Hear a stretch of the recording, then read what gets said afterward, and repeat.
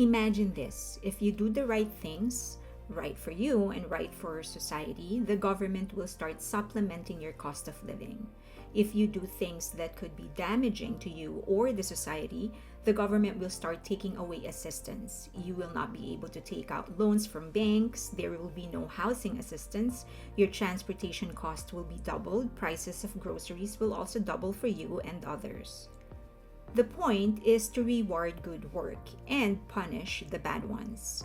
If you're doing things not beneficial to you and to other people, there is no point in other people through taxes to pay for your needs, security, and safety.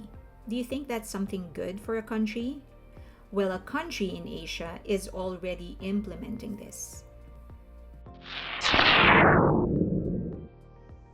Okay, this is interesting. I learned about this when I went to Hong Kong and then to Macau with my family for Christmas and for New Year. I have been there before, but haven't been there in a while. So it was interesting to see how things were changing, and it was ultimately more interesting to learn about this new change that they were going to implement. And I would really love your opinion on this. So if you do ended up liking this video, if you find it helpful, please consider giving it a thumbs up, and of course subscribe and hit that notification button so that you know when there's a new video getting published, and of course share the video if you can. Let's get on with the video. Rewarding good acts and punishing bad ones. This is what China is experimenting with. They call it the social credit system, and they launched it as a trial in Nanjing. Everyone in the city starts with 1,000 points.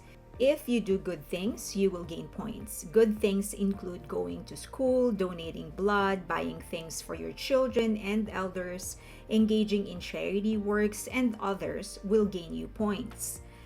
Those with high scores will lead to priority for school admissions and employment, easier access to cash and loans and consumer credit, deposit-free bicycle and car hire, free gym facilities, cheaper public transport, shorter wait times in hospitals, fast-track promotion at work, jumping the queue for public housing, and tax breaks.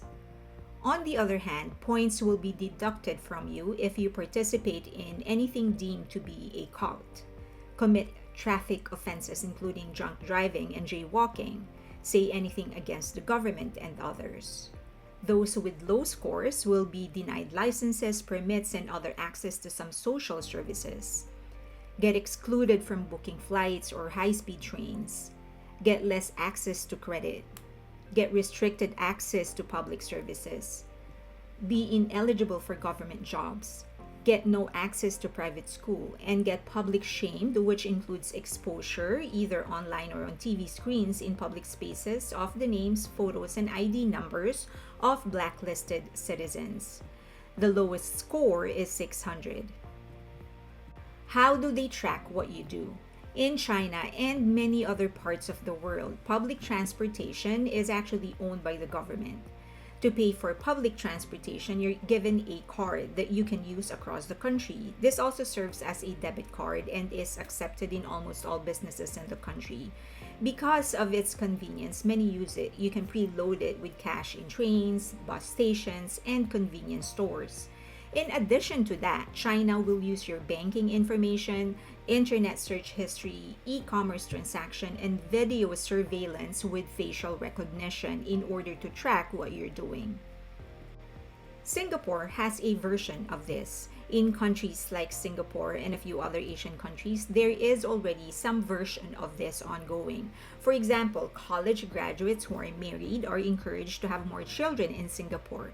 So if they do, their children get government assistance and they get better housing privileges.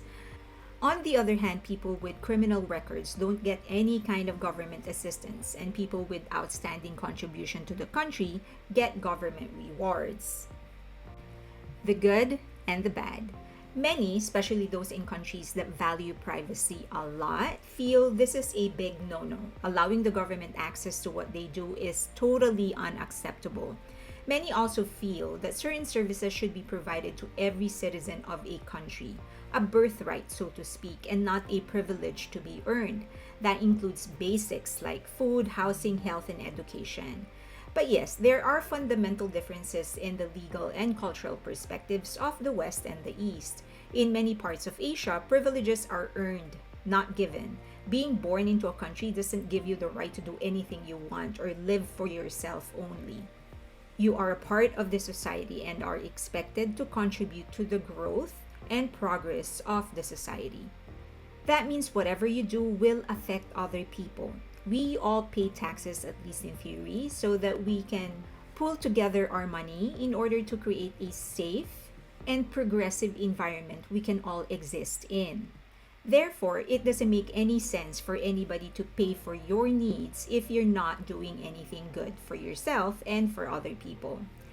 Nanjing in China is already living by this, and many people, specifically those with high social scores, are actually liking it. They are seeing a reward to their good actions, and they see the bad ones getting punished. Interesting, huh? So I definitely, as I've said in the video, there are some merits to it, but I do feel like there's also a lot of disadvantage. But the biggest factor, I guess, to consider is where you are coming from. I mean, from if you're coming from the US, a lot of these things will be unacceptable because people are very particular about their privacy, about freedom. But then if you're coming from a country like China, they've been living in under this administration for a while. I would be interested to know how they feel about this. And then there are other countries who are sort of neither here nor there. You know, there are some countries who are a little bit stricter when it comes to rules and regulations and laws, but they aren't necessarily subjected to this kind of rigid management by their own country. So I would love to hear your opinion on it. Let me know, please, in the comment section. And of course, if you ended up liking this video, please consider giving it a like and subscribe and hit that notification button because we're publishing a lot more videos in 2024. And share the video if you can. That's really helping my channel. All right, thank you. I appreciate you.